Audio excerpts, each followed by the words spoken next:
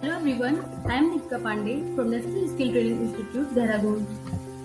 Today I am going to perform our module 2 computer network activity in front of you. So the aim of this activity is to implement AGDLP process. I am performing this activity under the guidance of Mr. Alok Negi sir, who is our master trainer and from Edison Foundation. So our agenda for today, first of all, we see the introduction. First of all, we see introduction of AGDLP. Then we understand the process of AGDLP, and after that we perform that activity. So let's start. Introduction. AGDLP stands for Account, Global, Domain Local, Permission. Here, account means accounts on server. Global means the permission of global access in server. Domain local means domain local can be global or local. Permission. So permission means to give access to that particular account and global groups and domain too. So basically AGDLP is a service and it is used in Windows Server, Ubuntu Server and Red Hat. One more thing for AGDLP is fine. So AGDLP is role-based strategy and it defines strategy to provide access on server, to share a folder on server, and it can also set limitation on server. It is designed to provide flexible resources management using groups. Like it can be your printer sharing, drive sharing, DHCP server sharing, file sharing, and DNS services. Many more things we can share on that with the help of AGDLP process. So we can share that resource according to their group. So if I am talking about real-time example, so it is your email, because your Gmail is connected with your YouTube account, your Gmail account, your Meet account, and means one mail can be connected with multiple accounts. And so for your Gmail account, the configuration is like a group permission. So that is our AGDLP process. We can understand. So here is our graphical presentation to understand AGDLP process. So here is they all are users account and they are global groups and they are local groups. So we can see here the permission to access that folder, printer or project report. It needs a permission for domain local group, global local group to that user account. So in that AGDLP process, we give the access through groups. It cannot be directly by the user account. That is whole AGDLP process. And in that process, group can also be interconnected with each other. Like here, like this user is interconnected with that global group, and this global group is interconnected with domain local. And the information in that AGDLP process, this user take permission from here to access this folder from this group, from this global groups, and from domain local groups. It cannot take permission directly through this global group and domain local group. We got that permission. It got that permission. So let's begin to see how can we perform that activity.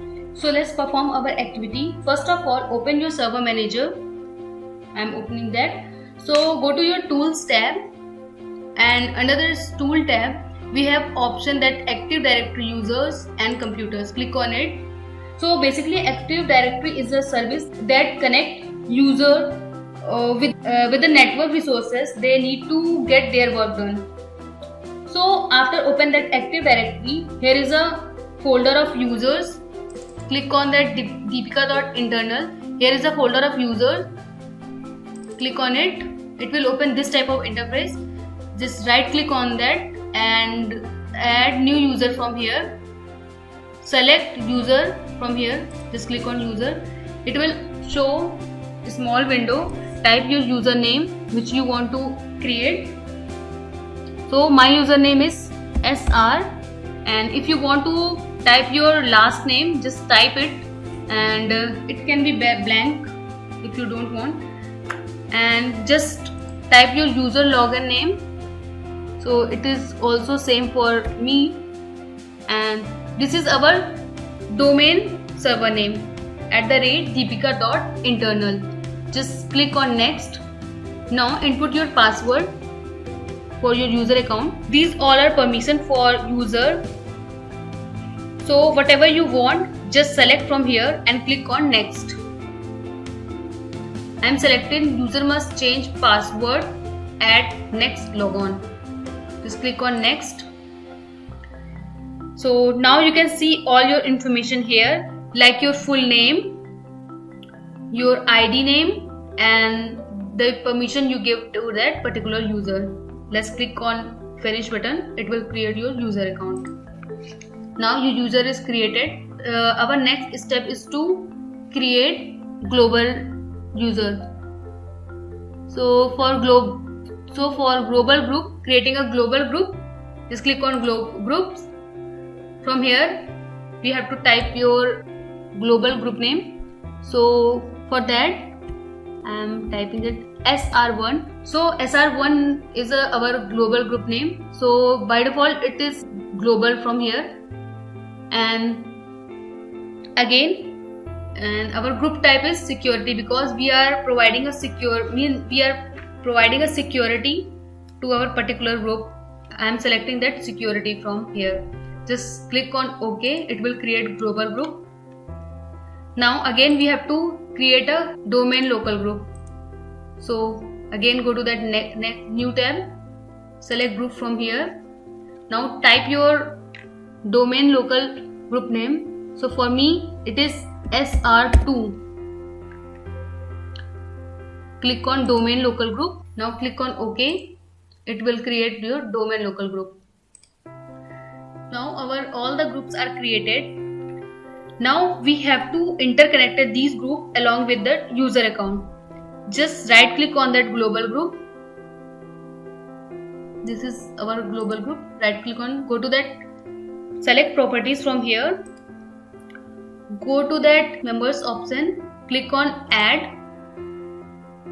Now your global group is connected with your user account. So type your username here, which is SR from me. Click on check names. Okay. So it will show your user account name in parentheses, like here sr@deepika.internal. Now click on OK. Now click on apply, then OK from here. So our user account is connected with the global group. Now we have to go to that global group, means now we have to connect your global group with the domain local group. So go to that properties in the same way, and after that go to that members option, add. Now here we are typing our global group name because our domain local group must have to interconnected with global group. So type here SR1 because our global group name is SR1.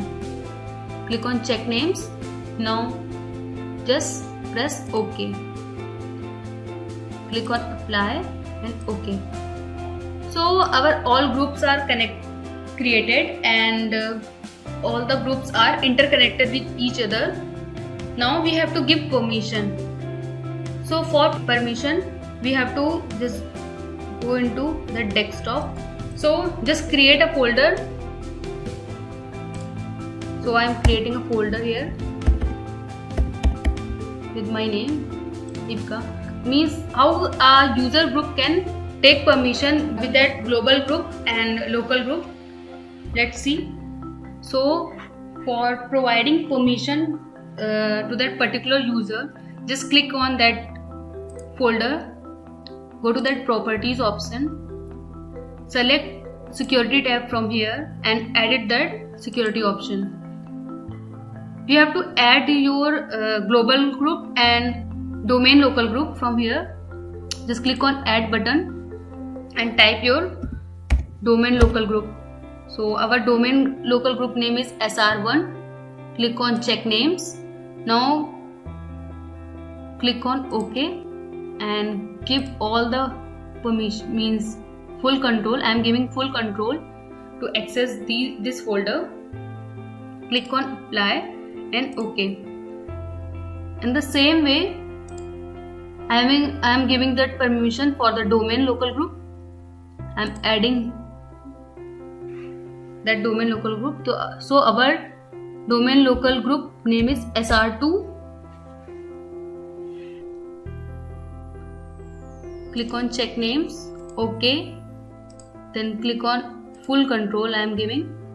Just click on apply and OK. Now click on OK from here also. So now which user you created, that user have access of this folder with the help of global group and that local group. So that's all about my activity. Thank you everyone. Thank you everyone.